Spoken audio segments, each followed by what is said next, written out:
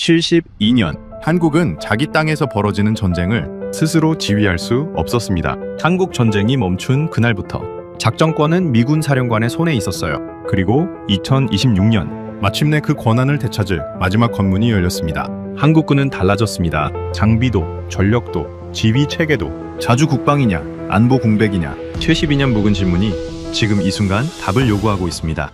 안녕하세요. 저는 데이비드 콜린스입니다. 미 육군 대령으로 한미연합사령부 작전참모를 맡고 있죠. 평택 캠프 험프리스에서 복무한 지 올해로 22년째입니다. 처음 이 땅을 발했을 때 저는 32살이었고 한국이란 나라를 솔직히 잘 몰랐어요. 부임 첫날 밤 기지 밖 편의점에서 라면을 사 먹으면서 한글을 하나도 못 읽던 제 모습이 아직도 기억납니다. 지금은 한국말로 된 커피 메뉴도 읽을 줄 알고 된장찌개 맛도 압니다. 오래 있다 보니 그렇게 됐죠. 2026년 5월에 평택은 이른 더위가 시작되고 있었습니다. 아침 6시부터 햇살이 따가웠고 기지 밖 논밭에서 이따금 흙 냄새가 바람을 타고 넘어왔어요. 그날 저는 평소보다 30분 일찍 사무실에 도착했습니다. 책상 위에는 두꺼운 브리핑 파일이 놓여 있었고 표지에는 굵은 글씨로 이렇게 쓰여 있었죠. FOC 검증 시행 계획 2026년 하반기 전 시작전 통제권. 한국에서는 흔히 전자권이라고 부르는 그것이었습니다. 전쟁이 나면 누가 한국 땅에서 작전을 지휘하느냐. 그 권한을 두고 한국과 미국이 수십 년째 협의를 이어온 문제죠. 전환이 이루어지면 지금까지 미군 사성 장군이 맡아온 연합사령관 자리를 한국군 대장이 맡게 됩니다. 그리고 미군 대장은 그 아래 부사령관으로 내려가게 되죠. 22년간 제가 몸담아온 지휘 구조가 완전히 뒤집히는 겁니다. 파일을 펼쳤습니다. 첫 페이지에는 한국군 미래연합사령관 내정자의 이름이 적혀 있었고 그 아래에 제 이름도 있었습니다. 검증 참관단, FOC, 즉 완전운용 능력 검증이 제대로 이루어지는지 지켜봐야 하는 사람이었죠. 한국군이 독자적으로 연합방위를 주도할 능력이 됩니까? 묻는 시험입니다. 통과하면 마지막 단계인 FMC 검증으로 넘어가고 그게 끝나면 양국 대통령이 전환 날짜를 확정하게 됩니다. 저는 잠시 파일을 내려다봤습니다.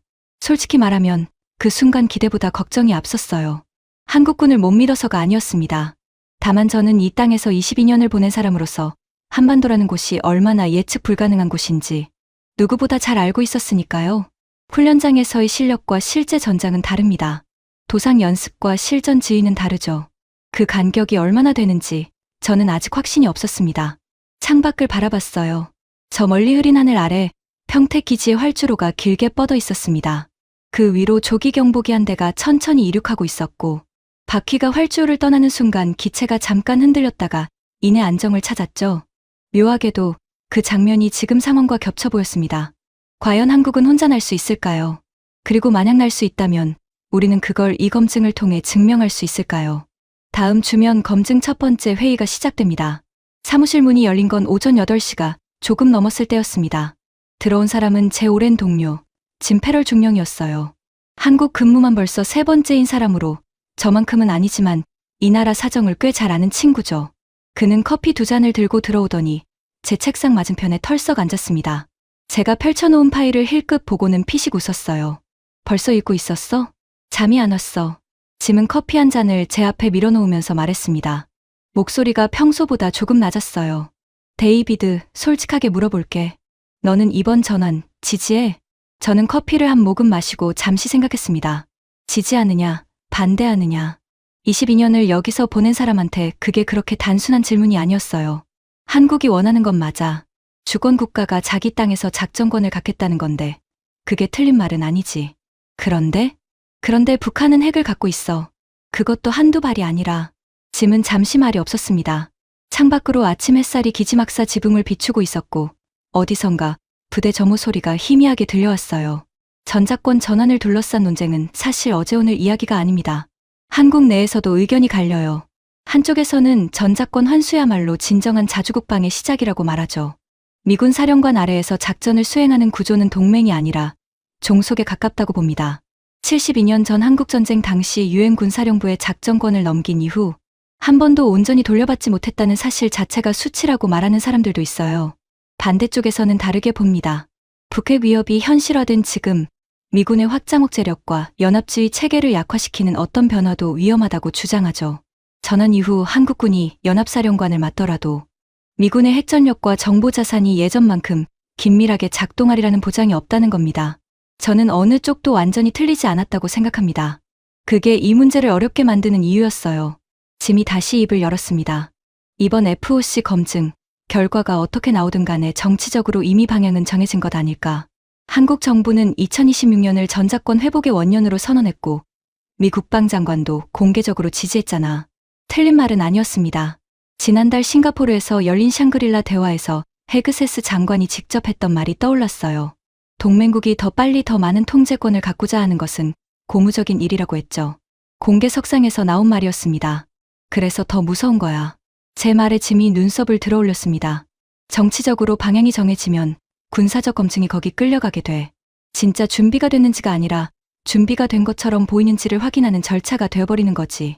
짐은 잠시 제 얼굴을 보더니 천천히 고개를 끄덕였습니다. 그 눈빛이 뭔가를 말하고 있었어요. 동의한다는 건지 아니면 걱정된다는 건지 아마 둘 다였을 겁니다. 다음 주 월요일 검증 준비 첫 회의가 열립니다. 그 자리에서 저는 처음으로 한국군 미래연합사령관 내정자를 직접 만나게 됩니다. 월요일 아침 회의실은 예상보다 조용했습니다. 캠프 험프리스 연합사 본부 3층 대회의실. 긴 테이블 양쪽으로 한국군과 미군 장교들이 마주 앉아 있었어요. 계급장만 봐도 무게감이 느껴지는 자리였습니다. 저는 미군 참관단 측 맨 끝자리에 앉아 천천히 실내를 둘러봤죠. 한국군 쪽 상석에 앉은 사람이 눈에 들어왔습니다. 미래연합사령관 내정자 이준혁 대장이었어요. 60 가까운 나이에 머리가 희끗했지만 자세는 흐트러짐이 없었습니다. 눈빛이 조용했어요. 흥분하거나 긴장한 기색이 없었죠. 오히려 그 차분함이 저를 잠깐 멈추게 했습니다. 저 사람, 이 자리가 얼마나 무거운지 알면서도 저러는 건지, 아니면 정말로 준비가 됐기 때문에 저러는 건지. 회의는 브리핑으로 시작됐습니다. 한국 측 작전참모가 단상에 서서 FOC 검증의 일정과 평가 항목을 설명했어요. 목소리가 또렷했고 내용도 군더더기가 없었습니다. FOC, 즉 완전운용 능력 검증은 전자권 전환의 두 번째 관문입니다. 첫 번째인 IOC 검증은 이미 통과했어요. 이번 FOC에서는 한국군이 미래연합사령부를 실질적으로 주도할 수 있는지를 봅니다. 연합작전 계획 수립, 지휘통신 체계 운용, 북한 핵과 미사일 위협에 대한 초기 대응 능력, 세 가지가 핵심 평가 항목이었어요. 브리핑이 끝나고 질의응답 시간이 됐습니다. 미군 측 장교 한 명이 손을 들었어요. 정찰위성 자산 운용 부분, 한국군 독자 역량으로만 평가하는 겁니까? 아니면 미군 지원 자산도 포함됩니까? 한국 측 작전참모가 잠깐 숨을 고르더니 답했습니다. 한국군 독자 자산을 기준으로 평가합니다. 다목적 실용위성과 군 정찰위성 전력을 중심으로 운용 계획을 수립했습니다. 저는 그 대답을 들으면서 속으로 메모를 했어요. 한국이 독자 정찰위성을 확보한 건 사실입니다. 하지만 미군 수준의 광역 감시망과 비교하면 아직 격차가 있다는 건 저도 알고 있었죠. 그 격차를 이번 검증에서 어떻게 메울 것인지, 그게 관건이었습니다. 회의가 끝나고 복도로 나오는데 이준혁 대장이 제 옆으로 왔습니다. 한국군 참모들과 이야기를 나누다가 저를 보고 먼저 걸음을 옮겨온 거였어요. 그는 영어로 말했는데 발음이 생각보다 자연스러웠습니다. 콜린스 대령, 오늘 자리해 주셔서 감사합니다. 당연히 있어야 할 자리에 있는 겁니다, 장군님. 그는 잠깐 미소를 지었습니다. 입꼬리가 살짝 올라가는 정도였지만 눈빛이 달라졌어요. 솔직하게 봐주십시오. 우리가 잘하는 것도 부족한 것도 그대로 보셔야 이 검증이 의미가 있습니다. 저는 그 말이 예상 밖이었습니다. 잘 보여주겠다는 말이 아니라 있는 그대로 봐달라는 말이었으니까요. 저도 모르게 그 사람을 다시 한번 바라봤습니다. 복도 끝에서 짐이 저를 기다리고 있었어요. 눈이 마주치자 그가 작게 물었습니다. 어때? 저는 잠시 생각하다가 대답했습니다. 아직 모르겠어. 그건 진심이었습니다. 하지만 조금 전까지와는 다른 종류의 모름이었어요. 첫 회의가 끝났습니다. 그리고 본격적인 검증 훈련은 사흘 뒤부터 시작될 예정이었죠. 사흘 뒤, 저는 한국 육군 지휘통제훈련장 안에 서 있었습니다. 경기도 외곽, 야산 아래에 반쯤 파묻힌 것처럼 지어진 시설이었어요. 겉에서 보면 그냥 콘크리트 건물이었는데 안으로 들어가는 순간 분위기가 완전히 달라졌습니다. 복도마다 보안 게이트가 있었고 내부는 생각보다 훨씬 넓었어요. 대형 스크린이 벽면을 가득 채운 통합작전실 안에서 수십 명의 한국군 참모들이 이미 자리를 잡고 있었습니다. FOC 검증 첫날 시나리오는 북한의 탄도미사일 기습 발사였어요. 실제 발사가 아니라 가상의 상황을 설정하고 미래연합사령부가 그에 어떻게 대응하는지를 평가하는 도상훈련 방식이었습니다. 저는 참관단석에 앉아 평가 체크리스트를 손에 들고 있었어요. 오전 9시 정각. 훈련이 시작됐습니다. 스크린에 경보 신호가 떴습니다. 북한 서해안 발사대에서 미상의 탄도미사일 2발이 발사됐다는 가상 상황이었어요. 이준혁 대장은 상황실 중앙 지휘석에 앉아 있었고 참모들이 즉각 보고를 시작했습니다. 발사 감지, 탐지 시각 09시 01분. 비행 궤적 분석 중. 킬체인 대응 절차 개시 여부 판단 요청. 이준혁 대장의 눈이 스크린을 훑었습니다. 그는 서두르지 않았어요. 보고가 들어올 때마다 짧게 확인하고 다음 질문을 던졌죠. 탄두 종류 추정치는 현재 분석 중입니다. 비행 패턴상 단거리 탄도탄 가능성 높습니다. 핵탄두 가능성 배제 근거는? 참모가 잠깐 멈췄습니다. 0.5초도 안 되는 짧은 순간이었지만 저는 그걸 놓치지 않았어요. 그리고 바로 이어서 답이 나왔습니다. 핵탄두 탑재 가능성 배제 불가. 최악의 경우를 상정해 대응 절차 병행 진행하겠습니다. 저는 체크리스트에 표시를 했습니다. 정답이었어요. 확인되지 않은 상황에서 핵 가능성을 성급하게 배제하는 건 치명적인 판단 오류입니다. 그 참모는 그걸 알고 있었죠. 훈련은 빠르게 진행됐습니다. 한국군 패트리엇과 천공 포대의 요격 명령 발령, 미군 자산과의 정보 공유 절차, 한미연합 대응 명령 체계 확인까지 이준혁 대장은 각 단계마다 결심을 늦추지 않았어요. 우물쭈물하거나 참모 의견에 끌려가는 모습이 없었습니다. 결정을 내리고 이유를 말하고 다음 단계로 넘어갔죠. 저는 체크리스트를 채워나가면서 솔직히 놀랐습니다.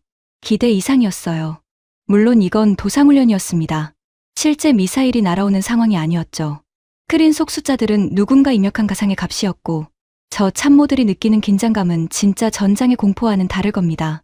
그걸 저는 알고 있었어요. 하지만 그것과 별개로 저 지휘 체계가 작동하고 있다는 건 사실이었습니다. 오후 훈련이 끝난 뒤 짐이 제 옆으로 왔어요. 어땠어? 저는 잠시 체크리스트를 내려다봤습니다. 표시가 촘촘하게 채워져 있었어요. 생각보다 잘한다. 짐이 조용히 고개를 끄덕였습니다. 그런데 저는 그 말을 하고 나서도 마음이 편하지 않았어요. 잘한다는 건 알겠습니다. 그런데 그게 충분한가? 한반도에서 충분하다는 기준은 다른 어느 곳보다 훨씬 높아야 하니까요. 그 생각이 머릿속을 떠나지 않았습니다. 그날 밤, 저는 숙소로 돌아가지 않았습니다. 기지 내 장교 식당 한쪽 구석에 짐과 마주 앉아 맥주를 한 캔씩 들고 있었어요. 식당은 거의 비어 있었고 천장 형광등 불빛이 조금 피곤하게 느껴졌습니다. 짐은 캔을 한 모금 마시고 나서 먼저 입을 열었어요. 오늘 훈련 보고 나서도 아직 확신이 없어? 저는 바로 대답하지 않았습니다. 천장을 잠깐 봤다가 맥주 캔을 테이블에 내려놨어요. 확신이 없는 게 아니야. 다만 확신을 가지면 안 된다는 생각이 드는 거지. 짐이 눈썹을 찌푸렸습니다. 무슨 뜻이야? 오늘 본 건 훈련이었어. 시나리오가 있고 답이 있고 그걸 향해 움직이는 구조였지. 근데 실제 상황은 달라. 시나리오가 없고 답도 없고 정보는 항상 불완전하고 결정은 몇 초 안에 내려야 해. 그 순간에도 오늘처럼 할 수 있느냐? 그게 내가 아직 모르겠다는 거야. 짐은 잠시 말이 없었습니다. 그리고 조용히 반박했어요. 근데 데이비드, 그 기준이라면 우리 미군도 마찬가지 아니야? 우리도 훈련으로 검증하잖아. 실전이 아니라. 그 말이 맞았습니다. 저도 그걸 알고 있었어요. 하지만 순순히 인정하기가 쉽지 않았습니다. 단순히 자존심 문제가 아니었어요. 22년 동안 이 땅에서 근무하면서 저는 한반도의 특수성을 몸으로 배웠습니다. 세계 어느 곳과도 다른 곳이에요. 휴전선에서 서울까지 직선거리로 40km가 채 안 됩니다. 북한이 쏜 장사정포가 서울 도심에 닿는데 걸리는 시간이 채 2분도 안 된다는 계산도 있어요. 거기다 핵무기까지. 세계에서 가장 짧고 가장 치명적인 전장이 될 수 있는 곳이 바로 여기입니다. 짐, 나는 전자권 전환 자체를 반대하는 게 아니야. 그럼 타이밍이 문제라는 거야. 한국군이 능력이 없다는 게 아니라 지금 이 시점에 전환을 확정짓는 게 맞냐는 거지. 북한 핵 능력은 계속 고도화되고 있고 미국 본토는 갈수록 아시아에서 시선을 다른 데로 돌리고 싶어해. 그 틈새에 전환이 이루어지면 한국이 혼자 감당해야 하는 무게가 갑자기 너무 커지는 거 아닐까. 짐은 캔을 내려놓고 팔짱을 꼈습니다. 잠시 생각하는 표정이었어요. 근데 반대로 생각하면 언제가 적기야? 북한이 핵을 포기할 때까지 기다려. 그건 영원히 안 온다는 뜻이잖아. 한국이 스스로 서야 한다면 언젠가는 시작해야 하는 거 아니야? 저는 그 말에 할 말이 없었습니다. 틀린 말이 아니었으니까요. 결국 이 논쟁은 제가 처음 파일을 펼쳤을 때부터 제 머릿속에서 끝나지 않고 맴돌던 질문이었습니다. 찬성과 반대의 문제가 아니라 무엇을 더 두려워하느냐의 문제였어요. 전환을 늦추다 기회를 잃는 것을 두려워하느냐, 아니면 전환을 서두르다 빈틈이 생기는 것을 두려워하느냐. 저는 후자였습니다. 그리고 그 두려움이 틀렸다고 아직 아무도 증명해주지 않았어요. 식당 문이 열리면서 야간 당직 교대 장교들이 우르르 들어왔습니다. 식당이 갑자기 소란스러워졌어요. 짐이 빈캔을 구겨쥐면서 자리에서 일어났습니다. 내일 두 번째 훈련이야. 가서 자. 저는 자리에서 일어나면서 중얼거렸습니다. 잘 수 있을지 모르겠네. 숙소로 걸어가는 내내 검증 결과가 어떻게 나오든 상관없이 이 질문은 사라지지 않을 것 같다는 생각이 들었습니다. 내일이면 두 번째 훈련이 시작됩니다. 이번엔 실제 야외 기동훈련이었어요. 다음 날 새벽 5시, 저는 군용버스에 올라탔습니다. 목적지는 경기도 포천 인근 훈련장이었어요. 창밖으로 여명이 밝아오고 있었고 도로 양쪽으로 짙은 초록빛 산줄기가 이어졌습니다. 한국에 사는 낮지만 빽빽해요. 미국 서부의 탁 트인 지형과는 완전히 다른 곳이죠. 구름과 계곡이 촘촘하게 얽혀 있어서 지형 하나하나가 전술적 변수가 됩니다. 22년을 있었어도 이 지형에 익숙해지는 건 여전히 쉽지 않았어요. 훈련장에 도착하니 이미 한국군 부대가 전개를 마친 상태였습니다. K 전차들이 능선 아래 엄폐진지에 들어가 있었고 자주포 부대는 후방 사격 진지를 점령하고 있었어요. 그 규모가 생각보다 컸습니다. 저는 관측 언덕에 올라서서 쌍안경을 들었죠. 이날 시나리오는 전면전 초기 대응이었습니다. 북한군 기갑부대가 휴전선을 돌파해 남하하는 상황을 가정하고 미래연합사령부가 한미연합 전력을 통합 지휘해 이를 저지하는 훈련이었어요. 핵심은 한국군 사령관이 미군 자산을 포함한 연합 전력 전체를 얼마나 유기적으로 지휘하느냐였습니다. 훈련이 시작되자 무선 교신이 폭발적으로 늘었습니다. 여러 주파수에서 동시에 보고가 올라왔고 이준혁 대장은 전방 지휘소에서 그 모든 정보를 받아 결심을 내렸어요. 저는 관측소에서 그 과정을 지켜봤습니다. 그런데 훈련 시작 2시간쯤 지났을 때 예상치 못한 상황이 생겼어요. 미군 측 훈련 통제관이 시나리오에 변수를 하나 추가했습니다. 북한군이 전술핵 사용 징후를 보인다는 가상 첩보였어요. 사전에 공지된 시나리오에는 없던 내용이었습니다. 저도 그 자리에서 처음 들었어요. 훈련 통제관이 제 쪽을 보면서 작게 말했죠. 즉흥 변수입니다. 실제 상황에서는 언제든 이런 일이 생기니까요. 저는 고개를 끄덕이면서 다시 쌍안경을 들었습니다. 전방 지휘소에서 이준혁 대장의 반응이 어떻게 나오는지 보고 싶었어요. 교신이 잠깐 멈췄습니다. 2초, 3초. 저는 그 침묵이 길게 느껴졌어요. 그리고 이준혁 대장의 목소리가 무선으로 들려왔습니다. 전술핵 사용 징후 접수. 전 부대 핵 대응 절차로 전환. 미군 측 확장 억제 자산 운용 요청 즉시 발령. 동시에 민간 피해 최소화를 위한 후방 대피 절차 병행 시행. 저는 손이 멈췄습니다. 체크리스트 펜을 쥔 채로 잠시 그대로 있었어요. 정확했습니다. 핵 징후 상황에서 독자 대응과 동맹 자산 요청을 동시에 발령하는 것, 그리고 민간 대피까지 즉각 연동하는 것. 교과서적인 대응이었어요. 하지만 그게 단순히 교과서를 외웠기 때문인지 아니면 실제로 그 무게를 이해하고 내린 결정인지는 저로서는 알 수 없었습니다. 짐이 제 옆에서 낮게 말했어요. 데이비드, 저거 우리 기준으로도 합격이야. 저는 쌍안경을 내리면서 대답했습니다. 알아. 그런데 표정이 왜 그래? 저는 뭐라고 설명해야 할지 몰랐어요. 합격이라는 건 압니다. 잘한다는 것도 압니다. 그런데 이 훈련이 끝나고 나면 저는 보고서에 서명을 해야 합니다. 그 서명 하나가 전작권 전환의 다음 단계로 가는 문을 여는데 일조하게 되는 거죠. 그게 지금 제 손이 무거운 이유였어요. 능선 너머로 훈련용 연막탄 연기가 피어오르고 있었습니다. 흰 연기가 바람을 타고 천천히 흩어졌어요. 저는 그걸 바라보면서 생각했습니다. 저 연기처럼 지금 제 확신도 어느 방향으로 흘러가야 할지 아직 정해지지 않았다고. 오후 훈련은 더 강도가 높아질 예정이었습니다. 오후 훈련이 끝난 뒤 이준혁 대장이 저를 따로 불렀습니다. 훈련장 인근 간이 브리핑 천막이었어요. 접이식 테이블 위에 한국군 참모가 종이컵에 커피를 2잔 올려놓고 나갔습니다. 저는 맞은편 의자를 당겨 앉으면서 그를 바라봤어요. 야전 전투복에 흙이 조금 묻어 있었는데 그게 오히려 자연스러워 보였습니다. 이준혁 대장이 먼저 말했어요. 오늘 즉흥 변수 알고 계셨습니까? 아니요. 저도 현장에서 처음 들었습니다. 그는 작게 고개를 끄덕였어요. 그러더니 커피를 한 모금 마시고 잠시 생각하는 표정을 지었습니다. 말을 고르는 것 같았어요. 콜린스 대령, 저는 1998년에 소위로 임관했습니다. 저는 조용히 들었어요. 그때 한국군은 지금과 달랐습니다. 미군 교범을 번역해서 쓰던 시절이었어요. 우리가 독자적으로 작전을 구상한다는 개념 자체가 흐릿했죠. 저는 그 시절부터 지금까지 한 가지를 줄곧 생각해왔습니다. 무엇입니까? 그는 잠시 천막 밖을 바라봤습니다. 바람에 천막 자락이 가볍게 펄럭였어요. 우리가 언젠가 우리 땅을 우리 손으로 지킬 수 있어야 한다는 것. 그게 선택의 문제가 아니라 책임의 문제라는 것. 저는 그 말을 듣고 잠시 말이 없었습니다. 반박하고 싶은 마음이 없지 않았어요. 하지만 그 말 속에 담긴 무게가 느껴졌습니다. 이건 구호가 아니었어요. 28년을 군인으로 살아온 사람이 오랫동안 품어온 생각이었죠. 이준혁 대장이 다시 말을 이었어요. 저는 전작권 전환이 미국을 밀어내는 것이라고 생각하지 않습니다. 우리가 앞에 서겠다는 것이지 미국이 뒤로 사라진다는 뜻이 아니에요. 동맹은 유지됩니다. 다만 누가 주도하느냐가 바뀌는 것이죠. 저는 천천히 답했습니다. 그 부분에서는 저도 동의합니다. 장군님. 다만 주도권이 바뀐다는 건 책임도 함께 바뀐다는 뜻입니다. 그 책임을 감당할 준비가 됐는지가 제 질문입니다. 이준혁 대장은 제 눈을 바라봤습니다. 피하지 않았어요. 그래서 오늘 저를 어떻게 보셨습니까? 솔직한 질문이었습니다. 저도 솔직하게 답했어요. 훈련에서는 합격입니다. 그런데 저는 훈련 너머를 보고 싶습니다. 그는 잠깐 입가에 희미한 미소를 지었습니다. 기분 나쁜 표정이 아니었어요. 오히려 예상했다는 듯한 얼굴이었죠. 그래서 저도 대령님께 부탁드리고 싶은 게 있습니다. 말씀하십시오. 남은 검증 기간 동안 우리 참모들과 직접 이야기해 보십시오. 저 사람들이 어떻게 생각하는지, 무엇을 두려워하는지, 그리고 무엇을 확신하는지. 사령관인 저만 보지 마시고. 그 말이 예상 밖이었습니다. 보통 지휘관들은 참모진을 노출시키려 하지 않아요. 약점이 드러날 수 있으니까요. 그런데 이 사람은 오히려 그걸 권하고 있었습니다. 천막 밖으로 나오면서 저는 생각했어요.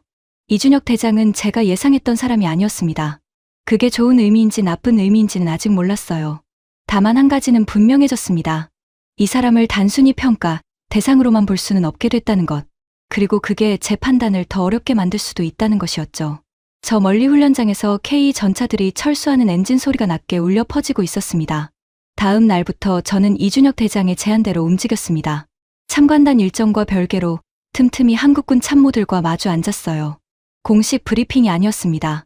훈련 쉬는 시간에 커피 한 잔을 들고 옆에 앉거나 저녁 식사 자리에서 자연스럽게 이야기를 나누는 방식이었어요. 처음에는 다들 경계하는 기색이 있었습니다. 미군 대령이 말을 걸어오니 긴장할 만도 했죠. 그런데 제가 평가하려는 게 아니라 궁금해서 묻는다는 걸 느꼈는지 하루 이틀이 지나면서 조금씩 마음을 열기 시작했어요. 작전 참모 박성민 대령이 첫 번째로 솔직하게 말해준 사람이었습니다. 38살, 육사 출신의 미국 지휘참모대학을 나온 사람이었어요. 영어가 유창했고 말하는 방식이 직선적이었습니다. 솔직히 말씀드리면 저희도 두렵습니다. 저는 커피잔을 내려놓으면서 그를 바라봤어요. 어떤 부분이요? 미군이 가진 정보 자산의 빈자리입니다. 전자권이 전환되면 미군이 사라지는 건 아니지만 지금처럼 실시간으로 모든 정보가 자동으로 연동되는 구조는 달라질 수 있어요. 그 간극을 우리 자산으로 얼마나 빠르게 메울 수 있는지 솔직히 아직 확신이 없습니다. 저는 그 말을 들으면서 내심 놀랐습니다. 약점을 인정하는 말이었거든요. 검증을 앞두고 미군 참관단에게 할 말이 아니었어요. 그런데 이 사람은 그걸 숨기지 않았습니다. 그걸 알면서도 전환을 지지합니까? 박 대령은 잠시 생각하더니 답했어요. 두렵다는 것과 해야 한다는 것은 별개입니다. 처음 걸음마를 배울 때도 넘어지는 게 두렵지만 그렇다고 영원히 안 걸을 수는 없지 않습니까? 그 비유가 머릿속에 남았습니다. 저는 다음날 정보참모 김태현 중령과도 이야기를 나눴어요. 그는 군 정찰위성 운용 전문가였는데 기술적인 이야기를 풀어놓기 시작하더니 1시간이 훌쩍 넘어갔습니다. 한국이 독자 군 정찰위성을 보유하게 된 건 최근의 일이에요. 미군의 위성망과 비교하면 숫자도 적고 커버리지도 좁습니다. 그런데 김 중령이 설명하는 방식이 흥미로웠어요. 부족하다는 걸 인정하면서도 어떻게 그 부족함을 전술적으로 보완하는지를 구체적으로 설명했습니다. 상업위성 자산과의 연동, 무인기 정찰망 확대, 동맹 정보 공유 채널 다변화. 하나하나가 허술하지 않았어요. 완벽하지는 않습니다. 하지만 싸울 수 있는 수준은 됩니다. 그 말이 이상하게 설득력이 있었습니다. 사흘째 되던 날 저녁, 저는 가장 젊은 참모인 작전과장 최민준 소령과 마주쳤어요. 32살이었는데 제가 처음 한국에 왔을 때 나이가 딱 그 정도였습니다. 그는 다른 참모들과 달리 먼저 말을 걸어왔어요. 대령님은 전자권 전환이 잘못됐다고 생각하십니까? 직접적인 질문이었습니다. 저는 웃음이 나왔어요. 잘못됐다고 생각하지는 않습니다. 다만 걱정이 되죠. 저희도 걱정합니다. 근데 저는 이렇게 생각해요. 걱정이 된다는 건 그만큼 진지하게 받아들인다는 뜻 아닙니까? 아무 생각 없이 하는 것보다는 낫지 않을까요? 저는 그 말을 듣고 잠시 아무 말도 하지 못했습니다. 32살짜리 소령한테서 나온 말이었어요. 숙소로 돌아오는 길에 짐에게 전화를 했습니다. 짐, 나 생각이 좀 바뀌고 있는 것 같아. 전화기 너머로 짐이 잠깐 침묵하더니 말했어요. 어느 방향으로? 저는 대답하지 않고 전화를 끊었습니다. 솔직히 저도 몰랐으니까요. 다음 날이면 검증의 가장 핵심 단계, 연합작전 통합지휘훈련이 시작될 예정이었습니다. 연합작전 통합지휘훈련은 사흘에 걸쳐 진행됐습니다. FOC 검증의 핵심이었어요. 한국군 단독이 아니라 미군 자산까지 포함한 연합 전력 전체를 한국군 사령관이 통합 지휘하는 훈련이었습니다. 지금까지와는 차원이 달랐어요. 미군 장교들이 한국군 사령관의 명령을 받아 움직이는 구조, 그게 실제로 작동하는지를 보는 겁니다. 첫날은 무난했습니다. 절차대로 흘러갔고 큰 변수 없이 마무리됐어요. 둘째 날도 비슷했습니다. 저는 체크리스트를 채워나가면서도 뭔가 부족하다는 느낌을 지울 수 없었어요. 너무 깔끔하게 돌아가고 있었습니다. 실제 전장이라면 이렇게 매끄럽지 않을 텐데. 그 생각이 끝나기도 전에 사흘째 훈련에서 상황이 터졌습니다. 오전 11시쯤이었어요. 훈련 통제관이 복합 위기 시나리오를 투입했습니다. 북한의 탄도미사일 발사와 동시에 사이버 공격으로 한국군 지휘통신망 일부가 마비된다는 설정이었어요. 거기다 서해 북방한계선 인근에서 북한 함정의 이상 기동까지 추가됐습니다. 세 가지 위기가 동시에 터진 거죠. 지휘소 안이 순식간에 복잡해졌습니다. 보고가 세 방향에서 동시에 쏟아졌고 통신망 일부가 끊긴 상황에서 대체 채널로 전환하는 작업이 진행됐어요. 저는 관측석에서 숨을 죽이고 지켜봤습니다. 이준혁 대장은 자리에서 일어나지 않았어요. 등받이에서 등을 떼고 앞으로 몸을 기울였습니다. 그리고 세 가지 상황을 동시에 처리하기 시작했어요. 미사일 대응팀, 킬체인 절차 즉시 개시, 통신복구팀, 대체망 전환 완료 시간 보고, 서해 상황, 해군 작전사에 즉시 전파하고 초계 강화 명령. 세 문장이었습니다. 짧고 명확했어요. 그리고 각 팀이 즉각 움직였습니다. 저는 그 순간 펜을 멈췄어요. 복합 위기 상황에서 지휘관이 가장 먼저 해야 하는 건 우선순위를 정하는 겁니다. 세 가지를 동시에 다 잡으려다 전부 놓치는 경우가 훨씬 많아요. 그런데 이준혁 대장은 세 가지를 각각 다른 팀에 분산시키면서도 본인이 전체를 잡고 있었습니다. 중심이 흔들리지 않았어요. 그로부터 12분이 지났습니다. 통신망이 복구됐고 미사일 궤적 분석이 완료됐어요. 서해 함정은 북방 한계선을 침범하지 않은 것으로 판명됐습니다. 이준혁 대장은 각 팀의 보고를 받으면서 상황을 종합했어요. 그때 미군 측 훈련 통제관이 저한테 조용히 말했습니다. 대령님, 저 12분, 우리 기준으로도 빠른 겁니다. 저는 대답하지 않았어요. 대신 체크리스트를 내려다봤습니다. 빈칸이 거의 없었어요. 점심 휴식 시간에 짐이 제 옆에 와서 앉았습니다. 아무 말도 하지 않고 제 체크리스트를 슬쩍 봤어요. 그리고 낮게 말했습니다. 데이비드, 이 정도면 사인해도 되는 거 아니야? 저는 한참 만에 입을 열었어요. 능력은 있어. 그건 이제 인정해. 그러면 능력이 있다는 거랑 우리가 지금 당장 전환을 확정지어도 된다는 건 여전히 다른 문제야. 북한 변수는 훈련장에서 통제할 수 있는 게 아니니까. 짐은 잠시 저를 바라보다가 고개를 끄덕였습니다. 동의한다는 건지 그냥 들었다는 건지 알 수 없는 표정이었어요. 훈련장 밖으로 나오니 하늘이 흐려져 있었습니다. 저 멀리 북쪽 능선 위로 먹구름이 천천히 몰려오고 있었어요. 오후 훈련까지 아직 1시간이 남아 있었습니다. 그리고 저는 처음으로 보고서에 어떤 결론을 써야 할지 진지하게 생각하기 시작했습니다. 오후 훈련이 끝나고 기지로 복귀하는 버스 안에서 전화가 왔습니다. 발신자는 워싱턴 국방부 정책실 마크 앤더슨 준장이었어요. 저희 직속 상관은 아니었지만 이번 FOC 검증 결과를 최종 취합해서 보고하는 라인에 있는 사람이었습니다.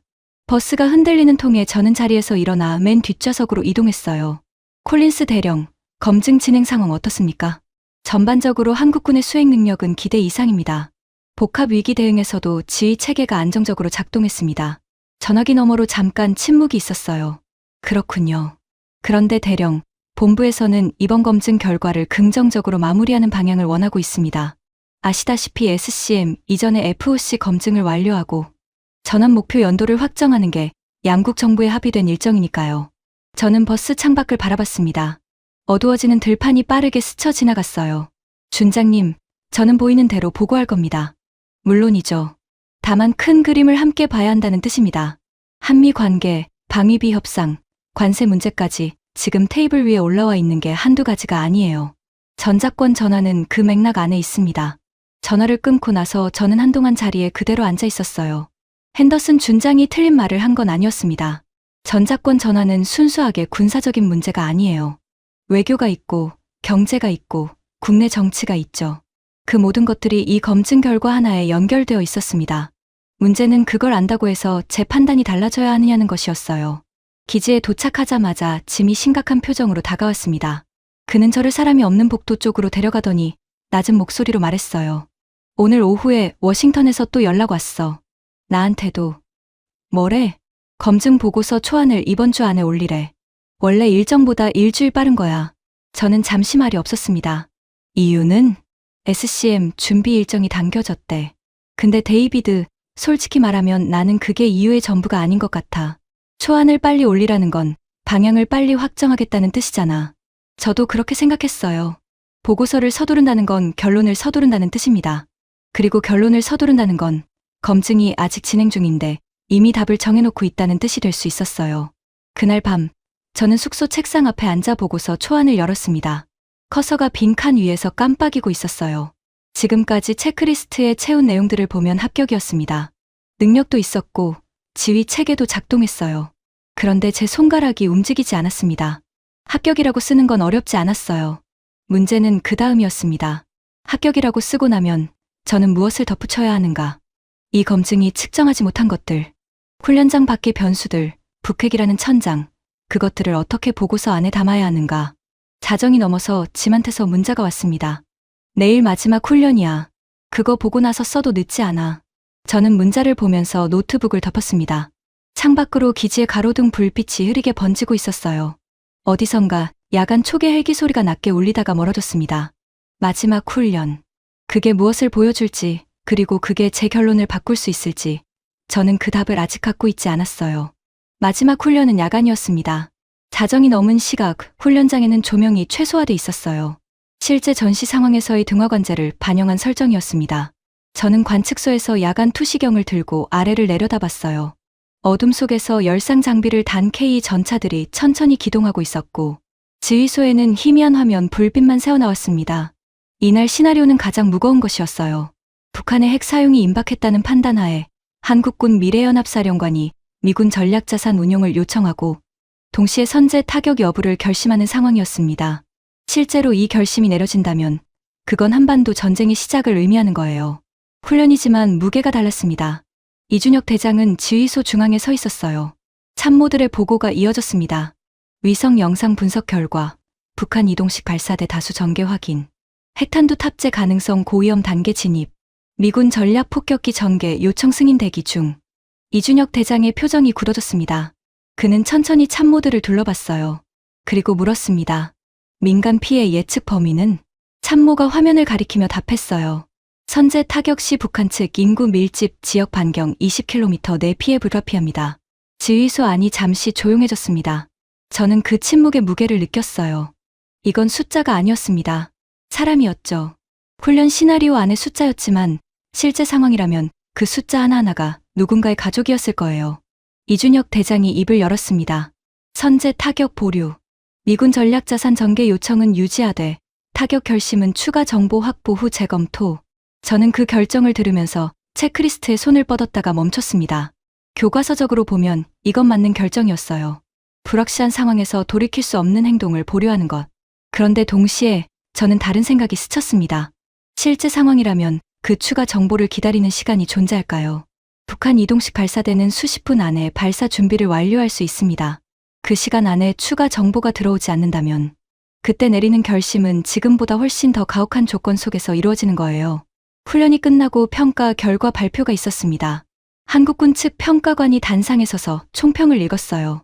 전반적으로 우수한 수행, 복합위기 대응 능력 검증 완료, FOC 기준 충족이라는 내용이었습니다. 박수가 나왔어요. 한국군 참모들 사이에서 안도의 표정들이 보였습니다. 이준혁 대장은 자리에서 일어나 참모들을 향해 고개를 숙였어요. 그 모습이 진심으로 보였습니다. 저는 박수를 치지 않았습니다. 손이 무릎 위에 그대로 있었어요. 짐이 제 옆에서 낮게 물었습니다. 왜 그래? 저는 훈련 결과 화면을 바라보면서 답했어요. 마지막 장면, 봤지? 선제 타격 보류 결정? 응. 그게 맞는 결정일 수도 있어. 근데 짐, 실제로 북한 발사대가 카운트다운에 들어갔을 때 그 결심을 다시 내릴 시간이 있을지 모르겠어. 우리가 옆에 없는 상황에서 짐은 아무 말도 하지 않았습니다. 숙소로 돌아와 노트북을 열었어요. 보고서 초안 화면이 그대로였습니다. 커서가 여전히 깜빡이고 있었어요. 저는 처음으로 결론란에 문장을 썼습니다. 한국군의 연합작전 수행 능력은 FOC 기준을 충족한다. 그러나 거기서 멈췄습니다. 그 다음 문장이 나오지 않았어요. 그 문장이 나오는 순간 저는 어느 한쪽을 선택해야 했으니까요. 창밖 어둠 속에서 야간 초계 헬기 소리가 다시 울려 퍼졌습니다. 그 소리가 유난히 크게 들렸어요. 그날 밤 저는 잠을 자지 못했습니다. 새벽 2시에 침대에서 일어나 기지안을 걸었어요. 불빛이 드문드문 켜진 복도를 지나 바깥으로 나왔습니다. 5월의 밤 공기가 생각보다 차가웠어요. 멀리 초소에서 위병이 야간 근무를 서고 있었고 그 너머로 기지 외곽 철조망이 가로등 불빛에 희미하게 빛나고 있었습니다. 저는 벤치에 앉아서 한동안 하늘을 바라봤어요. 22년이었습니다. 이 땅에서 보낸 시간이요. 그 시간 동안 저는 한반도를 지키는 게 미국의 역할이라는 걸 당연하게 여겨왔어요. 미군이 여기 있어야 한다. 연합사의 지휘 구조가 이대로여야 한다. 그게 흔들리면 안 된다. 그 믿음이 제 군인 인생의 바탕이었죠. 그런데 지금 저는 그 믿음이 흔들리고 있다는 걸 느끼고 있었습니다. 한국군은 잘하고 있었어요. 부정할 수 없었습니다. 박성민 대령의 솔직함, 김태현 중령의 치밀함, 최민준 소령의 담담한 각오, 그리고 이준혁 대장의 무게감. 저는 그 사람들을 보면서 이건 구호가 아니라는 걸 느꼈습니다. 진짜로 준비하고 있는 사람들이었어요. 그렇다면 제가 붙잡고 있는 걱정은 무엇인가? 저는 솔직하게 스스로에게 물어봤습니다. 북핵 때문인가? 타이밍 때문인가? 아니면 22년 동안 내가 당연하게 여겨온 것들이 바뀌는 게 두려운 건가? 그 질문이 머릿속에 떠오르는 순간 가슴 어딘가가 불편해졌습니다. 군인으로서의 판단과 개인으로서의 감정이 섞여 있다는 걸 인정하는 게 쉽지 않았어요. 저는 아버지 생각이 났습니다. 베트남전에 참전했던 분이에요. 제가 어렸을 때 아버지는 이런 말을 했습니다. 전쟁에서 가장 위험한 건 적군이 아니라 싸워야 하는 이유를 잃어버리는 거라고. 그 말이 지금 다른 방식으로 다가왔어요. 한국은 싸워야 하는 이유를 갖고 있었습니다. 자기 땅을 자기가 지키겠다는 이유였어요. 그게 틀린 이유가 아니었습니다. 오히려 가장 강한 이유일 수 있었어요. 그렇다면 저는 왜 그 이유 앞에서 자꾸 멈추는 걸까요? 새벽 4시가 넘었을 때 짐한테서 문자가 왔습니다. 잠을 못 자는 건 저만이 아니었나 봐요. 너 지금 밖에 있지? 나도 나왔어. 식당 앞 벤치. 저는 자리에서 일어나 식당 쪽으로 걸었습니다. 짐은 두꺼운 점퍼를 걸치고 벤치에 앉아 있었어요. 손에 따뜻한 캔커피를 하나 들고 있었는데 저를 보자 옆에 하나를 내밀었습니다. 우리는 한동안 아무 말도 하지 않았어요. 멀리 활주로 끝에서 불빛 하나가 깜빡이고 있었습니다. 짐이 먼저 말했어요. 데이비드, 나는 내가 뭘 두려워하는지 알 것 같아. 말해봐. 내가 이 보고서에 사인하면 다음에 뭔가 잘못됐을 때 내 이름이 거기 있는 거잖아. 그게 무서운 거 아니야? 저는 캔커피를 두 손으로 감싸 쥐었습니다. 차가운 밤 공기 속에서 캔의 온기가 손바닥으로 전해졌어요. 틀린 말이 아니었습니다. 하지만 그것만도 아니었어요. 짐, 나는 내 이름이 무서운 게 아니야. 틀렸을 때 감당해야 하는 게 내 이름이 아니라는 게 문제야. 잘못되면 여기 사는 사람들이 감당하는 거잖아. 짐이 조용해졌습니다. 긴 침묵이 흘렀어요. 동쪽 하늘이 아주 조금씩 밝아오고 있었습니다. 새벽빛이 기지막사 지붕 위로 번지기 시작했어요. 저는 그 빛을 바라보면서 생각했습니다. 보고서를 써야 합니다. 결론을 내려야 해요. 그런데 그 결론이 옳은지 그른지 그건 저도 하나님도 지금 당장 알 수 없었습니다. 다만 한 가지는 알 것 같았어요. 두려움 때문에 쓰는 보고서는 안 된다는 것. 그리고 용기 때문에 쓰는 보고서도 안 된다는 것.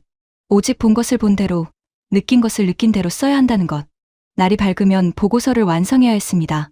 그리고 그 다음 날, 저는 이준혁 대장을 마지막으로 만나게 될 예정이었어요. 아침 8시, 저는 보고서 앞에 다시 앉았습니다.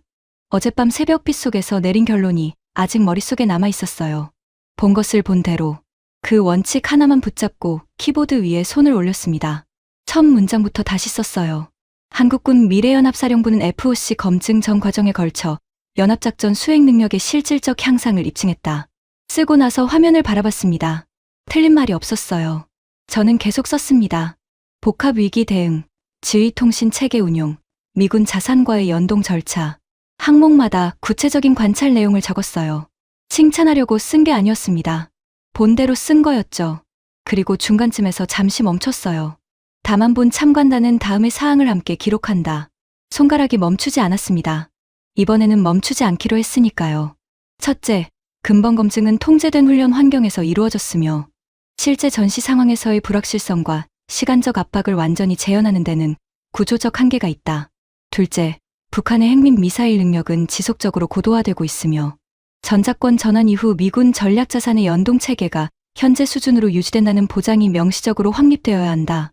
셋째, FOC 검증 통과가 전자권 전환의 충분 조건이 아닌 필요 조건임을 양국 정책 결정자들이 명확히 인식해야 한다. 다 쓰고 나서 저는 화면에서 눈을 떼지 않았습니다. 이 문장들이 보고서 채택을 어렵게 만들 수도 있었어요. 워싱턴에서 원하는 방향과 다를 수 있었습니다. 핸더슨 준장이 좋아하지 않을 게 분명했죠.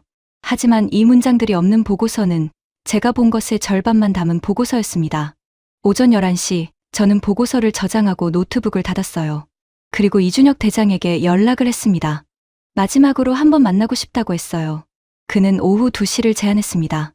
점심을 먹으러 식당에 갔다가 박성민 대령과 마주쳤어요. 그는 저를 보더니 가볍게 목례를 했습니다. 저는 그를 불러 세웠어요. 대령, 잠깐요. 그가 걸음을 멈췄습니다. 며칠 전에 해줬던 말, 기억합니까? 두렵다는 것과 해야 한다는 건 별개라고. 박 대령이 고개를 끄덕였어요. 저도 그 말 덕분에 보고서를 쓸 수 있었습니다. 그는 잠깐 제 얼굴을 바라보더니 조용히 말했어요. 감사합니다, 대령님.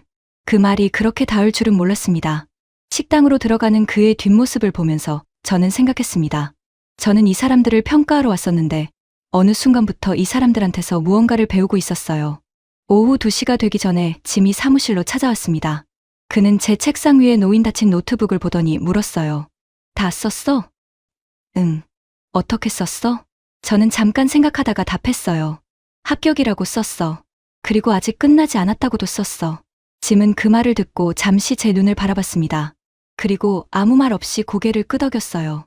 그 고개 끄덕임이 이번 검증 기간 내내 그가 제게 보낸 것 중에 가장 분명한 동의였습니다.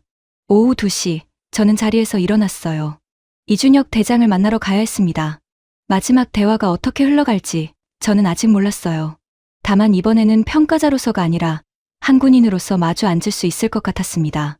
이준혁 대장은 캠프 험프리스 본부 건물 옥상에 있었습니다.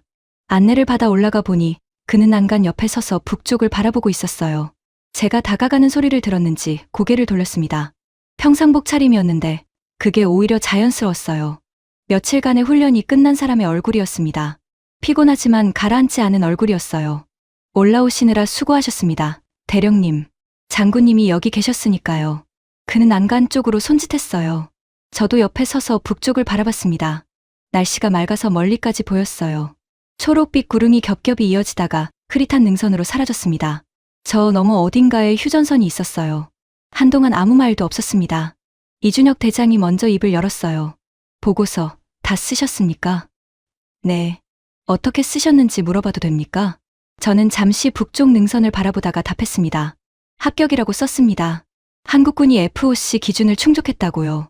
이준혁 대장이 조용히 고개를 끄덕였어요. 안도하는 표정이 아니었습니다. 그냥 들었다는 표정이었어요. 그리고 한 가지를 덧붙였습니다. 그가 저를 바라봤어요. 이 검증이 끝이 아니라는 것. FOC 통과가 전환의 충분 조건이 아니라는 것. 앞으로도 검증은 계속되어야 하고 미군 전략자산과의 연동체계는 더 명시적으로 확립되어야 한다고. 이준혁 대장은 잠시 말이 없었습니다. 그리고 천천히 말했어요. 고맙습니다. 칭찬이 아닐 수도 있습니다. 압니다. 그래서 고맙습니다. 그 말이 어떤 의미인지 저는 알 것 같았어요. 좋게만 써줬다면 오히려 이 사람은 의심했을 겁니다. 불편한 말을 함께 담았다는 것, 그게 진심으로 받아들여진 거였죠. 이준혁 대장이 다시 북쪽을 바라봤습니다. 콜린스 대령, 저는 전자권 전환 이유가 더 두렵습니다. 전환 이전이 아니라 저는 그 말의 시선을 그에게로 돌렸어요. 전환이 되고 나면 변명이 없어집니다. 잘못되면 온전히 우리 책임이에요. 미군 탓도 할 수 없고 구조 탓도 할 수 없습니다. 그게 진짜 두렵습니다. 저는 그 말을 들으면서 가슴 어딘가가 조금 가벼워지는 걸 느꼈습니다. 이 사람이 두려움을 모르는 사람이 아니었어요. 두려움을 알면서도 앞으로 가는 사람이었습니다. 장군님, 한 가지 물어봐도 됩니까? 하십시오. 만약 전환 이후에 진짜 위기가 왔을 때 미군이 원하는 만큼 빠르게 움직여주지 않는다면 어떻게 하시겠습니까? 이준혁 대장은 바로 답하지 않았어요. 난간을 손으로 짚으면서 잠시 생각했습니다. 그 손이 살짝 힘이 들어가는 게 보였어요. 그 질문은 저도 밤마다 합니다. 그리고 이어서 말했어요. 그래서 우리는 지금 핵잠수함을 추진하고 있고 독자 타격 능력을 키우고 있고 정찰 자산을 늘리고 있습니다. 미국이 없어도 싸울 수 있는 준비를 하면서 동시에 미국과 더 깊이 연동하는 구조를 만드는 거예요. 모순처럼 들리지만 그게 우리가 선택한 길입니다. 모순처럼 들리지만 저는 그 표현이 머릿속에 박혔어요. 자주국방과 동맹의존, 두 가지를 동시에 추구하는 것. 어느 한쪽을 포기하지 않겠다는 것. 그게 무모한 건지 아니면 유일하게 현실적인 선택인지 저는 아직 판단을 내리지 못했습니다. 옥상에서 내려오면서 저는 악수를 청했어요. 이준혁 대장이 손을 내밀었습니다. 악수를 하는 동안 그의 눈빛이 흔들리지 않았어요. 굳은 눈빛도 아니었습니다. 그냥 받아들인 사람의 눈빛이었어요. 계단을 내려오면서 저는 생각했습니다. 이 사람이 실패하지 않기를 바랐어요. 그 바람이 제 보고서에 담긴 우려들을 지워주지는 않았지만 적어도 그 우려들이 이 사람을 향한 불신에서 나온 게 아니라는 건 이제 분명했습니다. 건물 밖으로 나오니 오후 햇살이 따가웠어요. 짐이 주차장 쪽에서 기다리고 있었습니다. 저는 천천히 그쪽으로 걸어갔어요. 워싱턴행 비행기는 다음날 오전이었습니다. 출발 전날 밤, 저는 혼자 기지 밖으로 나왔어요. 정문 바깥 작은 편의점에서 캔맥주 하나를 사들고 근처 버스 정류장 벤치에 앉았습니다. 22년 전 부임 첫날 밤에 라면을 사 먹었던 그 편의점이었어요. 그때 이후로 간판이 2번 바뀌었지만 위치는 그대로였습니다. 밤 공기가 따뜻했어요. 초여름 냄새가 났습니다. 저는 캔맥주를 천천히 마시면서 지난 열흘을 되돌아봤어요. 처음 파일을 받아들었을 때의 무거움, 첫 회의에서 이준혁 대장을 봤을 때의 낯섦, 훈련장에서 느꼈던 놀라움, 그리고 새벽 벤치에서 짐과 나눴던 말들, 그것들이 순서대로 떠올랐다가 사라졌어요. 보고서는 이미 제출했습니다. 합격이라고 썼고, 그리고 아직 끝나지 않았다고도 썼어요. 핸더슨 준장한테서는 아직 연락이 없었습니다. 좋은 침묵인지 나쁜 침묵인지는 몰랐어요. 짐이 편의점 쪽에서 걸어왔습니다. 역시 캔맥주를 손에 들고 있었어요. 제 옆에 앉더니 한 모금 마시고 말했습니다. 내일 비행기 같이 타는 거 알지? 알아. 워싱턴 가면 또 난리 나겠다. 알아. 우리는 잠시 아무 말 없이 앉아 있었습니다. 편의점 안에서 한국 노래가 조용히 흘러나왔어요.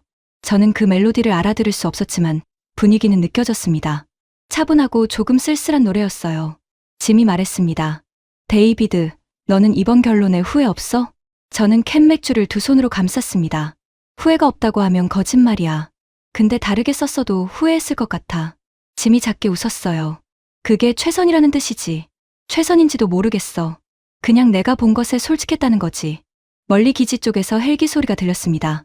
낮고 규칙적인 소리였어요. 저는 그 소리를 들으면서 이준혁 대장이 옥상에서 했던 말을 다시 떠올렸습니다. 모순처럼 들리지만 그게 우리가 선택한 길이라고 했죠. 자주국방을 향해 가면서 동맹을 더 깊게 다지는 것. 어느 한쪽도 포기하지 않겠다는 것. 저는 그 모순이 아직도 불편했습니다. 하지만 동시에 그 모순을 끌어안고 걸어가는 사람들을 이제는 다르게 보고 있었어요. 한국군이 완벽하다고 생각하지 않았습니다. 전작권 전원이 아무 위험 없이 이루어질 거라고 생각하지도 않았어요. 북핵은 여전히 거기 있었고 한반도는 여전히 세계에서 가장 예측 불가능한 땅이었습니다. 제 보고서에 담은 우려들은 내일 아침 이 땅을 떠나도 사라지지 않을 거예요. 그런데도 지금 이 순간 저는 열흘 전과는 다른 사람이었습니다. 열흘 전에 저는 한국군이 준비됐느냐고 물었습니다. 지금의 저는 그 질문이 완전하지 않았다는 걸 알았어요. 준비됐느냐가 아니라 준비되어 가고 있느냐가 맞는 질문이었습니다. 그리고 그 답은 열흘 동안 제가 직접 눈으로 본 것들이 말해주고 있었어요. 벤치에서 일어서면서 저는 기지 방향을 한번 바라봤습니다. 가로등 불빛 아래 철조망이 길게 늘어서 있었어요. 그 안쪽에서 오늘 밤도 누군가는 야간 근무를 서고 있을 거였습니다. 한국군 병사든 미군 병사든. 짐이 빈캔을 구겨쥐면서 말했어요. 가자. 내일 일찍 나와야 해. 저는 고개를 끄덕이고 걸음을 옮겼습니다. 편의점 유리문에 제 모습이 잠깐 비쳤어요. 22년 전보다 머리가 많이 휘어진 얼굴이었습니다. 그 얼굴이 낯설지 않았어요. 비행기에 오르면 저는 워싱턴으로 돌아갑니다. 보고서는 제출됐고 제 역할은 끝났어요. 전작권 전환이 언제 어떻게 마무리될지 그리고 그 이후 한반도가 어떻게 될지 저는 알지 못합니다. 다만 한 가지는 알았어요. 이 땅은 지금도 스스로 서려하고 있었습니다. 두려움을 알면서도, 모순을 안고서도, 그리고 그 모습이 22년을 여기서 보낸 저를 마지막으로 한 번 더 멈추게 했습니다. 편의점 불빛이 등 뒤에서 멀어졌어요. 기지 안으로 들어서는 순간 철문이 무겁게 닫혔습니다. 전작권, 전시작전 통제권. 이 단어를 처음 들었을 때 저는 솔직히 먼 이야기처럼 느껴졌습니다. 군사 전문가들이 나눠야 할 이야기, 외교관들이 협상 테이블에서 다뤄야 할 이야기라고 생각했어요. 그런데 파고들수록 이건 우리 모두의 이야기였습니다. 전쟁이 나면 누가 우리 땅에서 작전을 지휘하느냐, 그 권한을 우리 손으로 갖느냐, 아니면 조금 더 기다리느냐. 그 질문 앞에서 한국은 수십 년째 서 있었어요. 이번 이야기를 쓰면서 저는 한쪽 편을 들지 않으려고 했습니다. 전작권 전환을 원하는 마음도 이해합니다. 72년 동안 자기 땅의 전시 지휘권을 온전히 갖지 못했다는 건 주권 국가로서 분명히 아픈 현실이에요. 그리고 동시에 북핵이라는 현실 앞에서 서두르는 게 옳으냐고 묻는 목소리도 외면할 수 없었습니다.